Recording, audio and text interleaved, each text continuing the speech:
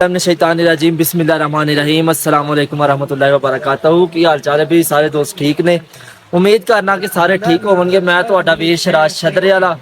ये जिहड़ा तुसी वड्डा जिहा दरख्त वेख रहे हो, तुसी सोच रहे होगे कि ये कादा दरख्त है। ये अखरोट दा दरख्त है। ए मैं तुहानू विखाना वा। ए अखरोट लगे हुए ने, ए चेक करो।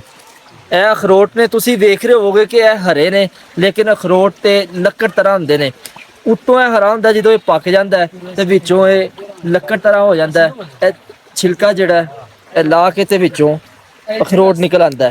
ਇਹ ਅਜੇ ਤਾਂ ਲਈ ਇੰਜ ਇਹ ਕੱਚਾ ਹੈ। ਵੇਖੋ ਇਹ ਗਰੀ ਹੈ ਇਹਦੀ, ਤੇ ਜਦੋਂ ਪੱਕ ਜਾਏਗਾ ਤੇ ਖਾਣ ਦੇ ਕਾਬਲ ਹੋ ਜਾਏਗਾ। ਤੇ ਹੁਣ ਇਹ ਜਿਹੜਾ ਕੱਚਾ ਹੈ, ਇਹ ਜਿਹੜਾ ਇਹ ਸੱਕ ਕਰਨ ਦੇ ਕੰਮ ਆਂਦਾ।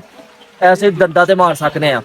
ਤੇ ਇਹਦਾ ਇੱਕ ਹੋਰ ਫਾਇਦਾ ਦੱਸਾਂ, ਜਿਹੜਾ ਦਰਖਤ ਹੈ ਇਹਦਾ ਤਣਾ ਜਿਹੜਾ ਇਹ ਤਣਾ ਲਾ ਕੇ ਤੇ ਵਿੱਚੋਂ ਜਿਹੜਾ ਨਾ ਸੱਕ ਕੱਢਿਆ ਜਾਂਦਾ, ਜਿਹੜਾ ਬੀਬੀਆਂ ਦਾਤਨ ਕਰਦੀਆਂ। ਤੇ ਅਗਰ ਤੁਹਾਨੂੰ ਅੱਜ ਦੀ ਇਹ ਵੀਡੀਓ ਚੰਗੀ ਲੱਗੀ ਹੋਏ ਤੇ ਮੇਰਾ ਚੈਨਲ ਸਬਸਕ੍ਰਾਈਬ ਕਰੋ, ਲਾਈਕ ਕਰੋ, ਕਮੈਂਟ ਕਰੋ। ਜਿੱਥੇ ਰਹੋ ਖੁਸ਼ ਤੇ ਆਬਾਦ ਰਹੋ ਤੇ ਆਪਣੇ ਵੀਰ ਸ਼ਰਾਜ ਛਦਰੇ ਵਾਲੇ ਨੂੰ ਦੁਆਵਾਂ 'ਚ ਯਾਦ ਰੱਖੋ। अस्सलाम वालेकुम वरहमतुल्लाहि वबरकातुहू।